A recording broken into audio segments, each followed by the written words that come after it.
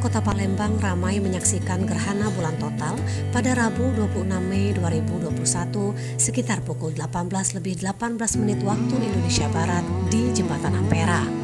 Salah satu warga bernama Dwi mengaku dirinya mengetahui adanya gerhana bulan total melalui media sosial dan beberapa media yang sudah viral dipublikasikan sejak siang.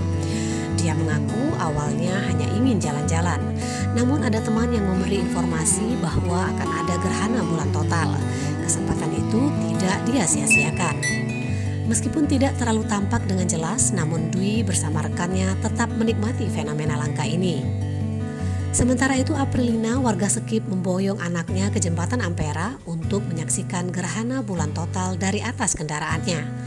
Aprilina mengaku hanya terlihat sedikit gerhana bulan tersebut.